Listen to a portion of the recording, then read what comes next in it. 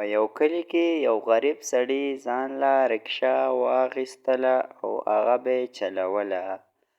نو هغه په هغه رکشه کې ډېر په عذاب و چې په هغه رکشه کې به ورته ډېرې روپۍ نه پاتې کېدې، ګزاره به یې پرې نه کوله.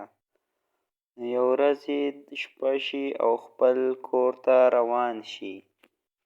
چې خپل کور ته کله ورسي او ایس ته کټ ته ور ولوېږي اوده شي.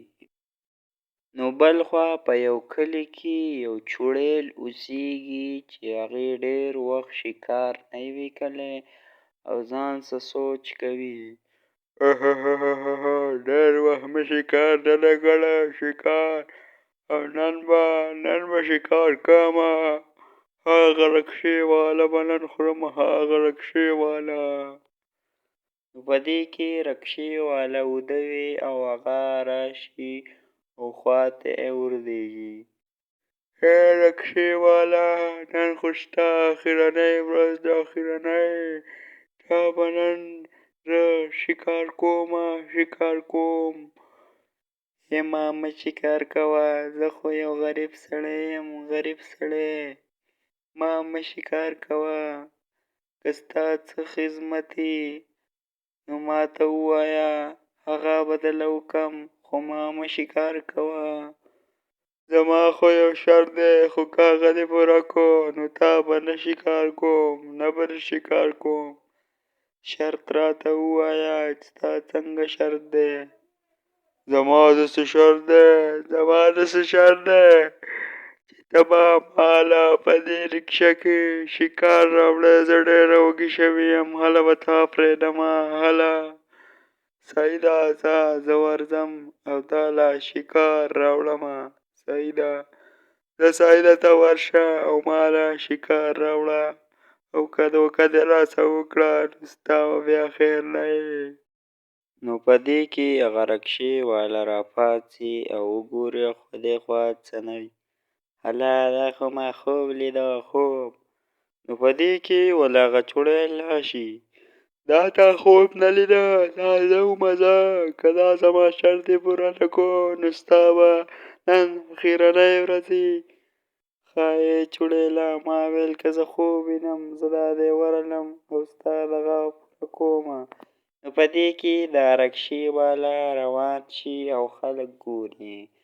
نو خلک نه یي هغه خو نیمه شپه یي نو خلک په نیمه شپه نه یي. نو مخکې روانې هلته ورته یو دوه زنانه میلاو شي.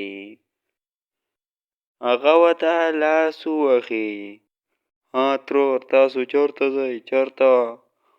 ای رکشې ماما مونږه سمڅوکس ته ځو سمڅوکس ته. زه سیده راوخېږې چې وین سم. ماما اول راته ووایه چې ته په سمڅوکسه پورې څو روپۍ والې څو روپۍ؟ راوخېږې چې څومره کولې ځه نیمه شپه ده. نو صحیح خبره راته وکړه چې څو روپۍ ته غواړې. تاسو څو ورکوئ تاسو؟ مونږه به درله 50 روپۍ درکړو 50. نه د دې شپې ګاډي نه وي په 50 روپۍ تاسو هغه ځای ته څوک نه وړي سمڅوکس ته. ای ماما نو څو درکړو؟ 100 روپۍ به راکړئ 100. زه صحیح ده زه راوخېږئ. نو هغه دوه ښځې ویسي او خپل کورس یې وردوي. زه لږ تږې شوی یم زه به اوبه وڅښم او تاسو راکوشئ تاسو به هم راڅه اوبه وڅښئ اوبه. نه مونږه اوبه نه څښو په مونږه ناوخته دی ځو. ورشه زر اوبه وڅښه خو چې ټیمانه دی. نه تاسو راکوشئ تاسو هلته به زما مور صاحبه هم وینئ مور صاحبه. زه صحیح ده مونږ به دغلته مخې ته دالان کې ورتېږو ته خپله مور راوباسه چې هغه هم وینو. نو په دې کې ورسه دا ښځې کوزې شي او روان شي. نو چې د کور مخې ته ورسي نو دا دننه هغه کوټې ته راښکلی شي او ځان ویني چې په تیاره کې دواړه ناست وي او بلا وله راشي.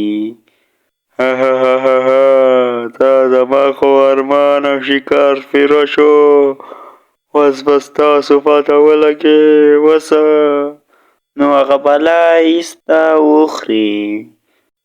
مورې